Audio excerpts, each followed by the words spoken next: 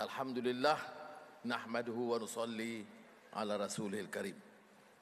Saudara Timbalan Perdana Menteri Zul Zahid, Saudara Menteri Besar, Saudara Syahrani, Saudara Fahmi Menteri dan Icin Timbalan Menteri, Pegawai Kanan, Duta Besar dan penggerak, pengamal, penyebar maklumat, pengkritik sosial, wartawan yang saya muliakan. Hari ini tentunya bersejarah kerana ini cara kita meraihkan satu profession yang kritikal dalam memaknai arti pembangunan dan demokrasi. Pagi tadi saya di Port Dickson menyambut Hari Belia Negara. Suatu hal yang menarik ialah bila Kementerian Belia dan Sukan mengambil keputusan untuk menyerahkan pelaksanaan Hari Belia itu kepada Majlis Belia Malaysia.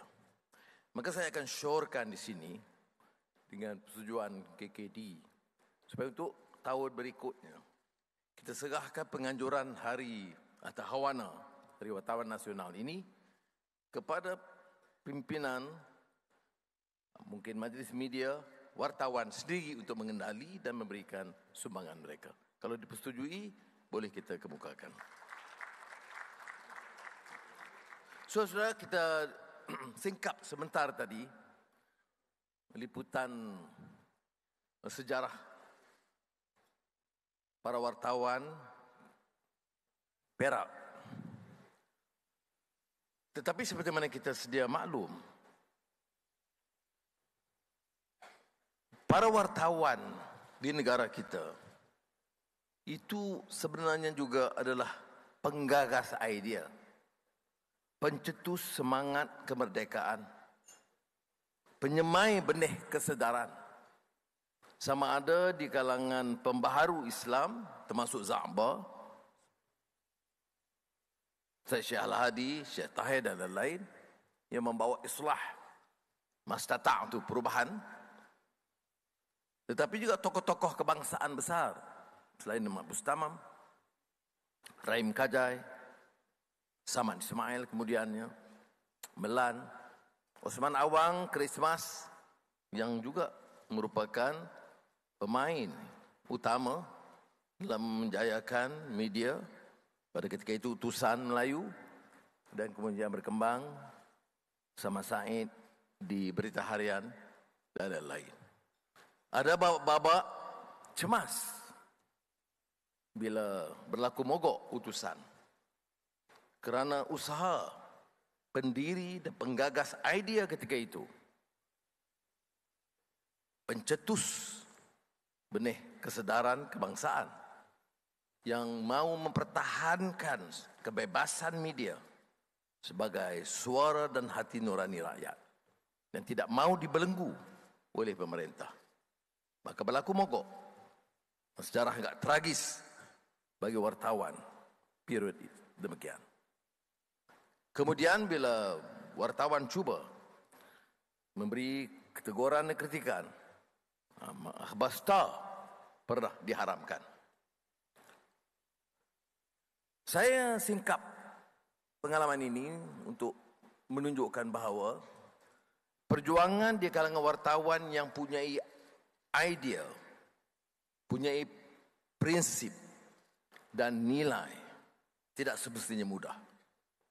Jadi acara seperti Hawan ini harus juga dimanfaatkan untuk menyatakan penghargaan kita kepada mereka.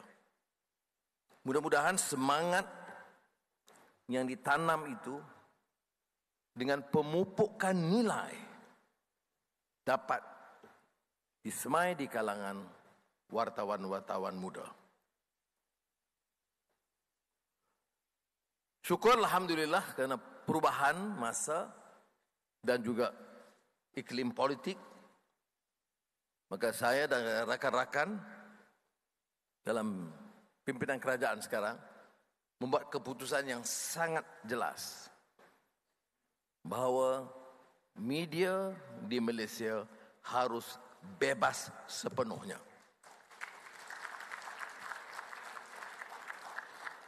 Yang diungkit hanya manakala ada usaha mencetuskan umpamanya permusuhan kaum, menyempitkan risalah agama yang boleh menimbulkan kerusakan, kekecohan dalam masyarakat. Tapi selain daripada itu, kritikan terhadap Perdana Menteri atau pimpinan itu diharuskan dan tidak harus menimbulkan rasa cemas dan takut di kalangan pimpinan. Saya lontarkan idea ini kerana saya yakin apa yang kita lakukan dan saya bersedia bertempur dengan hujah. Dan kalau benar ada kelemahan, kita bersedia memohon maaf dan melakukan perubahan yang wajar. Jadi sebab itu, rakan-rakan para wartawan yang memberi sambutan yang luar biasa pada hari ini harus menerima kenyataan. Keadaan berubah. Jangan terasa mesti ada self-censorship. Kerana kalau kita mau semarakkan suasana kebebasan dan demokrasi ini, kita harus hormati. Cuma desaan kita seperti juga kepada beliau-beliau pagi tadi. Dan saya cuba kaitkan dengan pandangan ulama-ulama besar yang kita bawa beberapa malam yang lalu. Perubahan dan seperti mana yang mau dilakukan oleh saudara di kalangan wartawan bukan sekadar merakam. Dia kerja wartawan ini bukan saja perakam media, tapi juga pencetus idea berdasarkan nilai. Kalau kita bicara Malaysia ini madani dan demokrasi, maknanya kita nak terapkan nilai, bukan pahaman sempit yang boleh melemah dan mematikan semangat atau memecah belahkan rakyat. Jadi pemupukan nilai itu penting. Dan madani ini bagi saya istimewa atau uniknya ialah kerana penekanan tentang nilai dan akhlak itu mendasari pemikiran kita dalam bidang pembangunan, kebebasan, kewartawanan dan lain-lain. Jadi saya menggesa rakan-rakan untuk menyedari bahawa untuk menyebarkan maklumat itu berdasarkan juga ilmu dan nilai. Wartawan harus ada usaha di kalangan rakan-rakan wartawan dan penggerak media untuk memastikan yang muda di kalangan wartawan itu diberikan asuhan bukan sekadar disiplin di kuliah di universiti, tetapi sejarahnya, memaknai kehidupan dan bagaimana kedudukan rakyat dan negara boleh diangkat harakat dan martabat mereka dengan nilai yang luhur, yang senang dengan keamanan dan persaudaraan dan kemanusiaan, dan menolak kemungkaran, rasuah, penindasan yang akan merusakkan sendi masyarakat dan merobohkan kekuatan yang kita bina selama ini.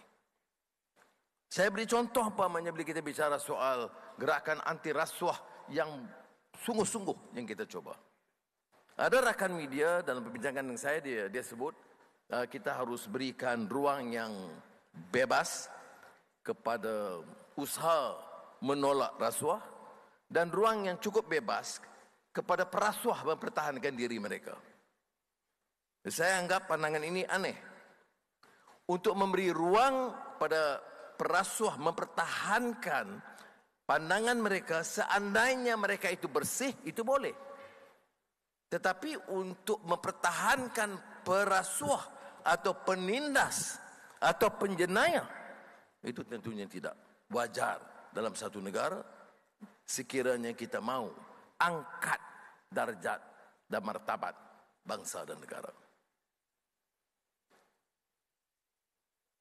Ini tidak bermakna kita teruskan beberapa aspek budaya lampau, di mana siapa yang memerintah itu akan mendapat sanjungan dan pujian, dan yang membangkang atau yang tidak bersama pemerintah itu akan dicaci dan dihina. Saya tidak mahu ini diteruskan. Kita harus berdiri dan tegak dalam merakam peristiwa, menilai, harus pertahankan prinsip dan nilai dan prinsip akhlak itu. Maknanya di kalangan rakan-rakan kita yang tidak bersama atau memilih untuk menentang, itu harus diberi hak menyuarakan tanpa merasa mereka itu akan terus dicela, dihina seperti mana kami alami dulu. Inilah perubahan dalam arti kata politik yang berdasarkan nilai.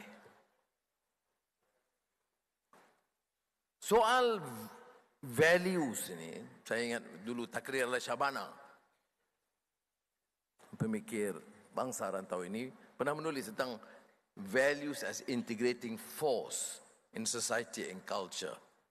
Walaupun pada ketika itu nilai bagi dia itu banyak nilai yang diterapkan oleh pengaruh barat semuanya.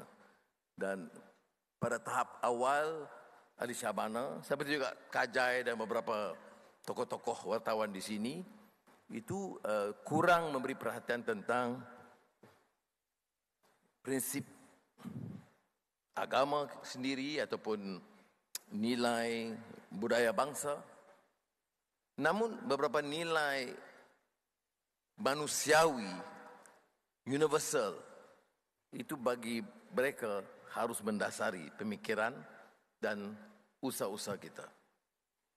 Values as integrating force in society connotes a position that in our attempt to ensure the success of the society and nation, there are overriding principles beyond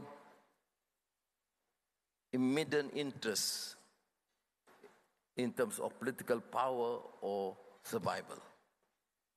And this is precisely the reason why I think we must not only explore but be reminded that in order to achieve success and create this Madani nation, there are essential values that override temporary partisan interests.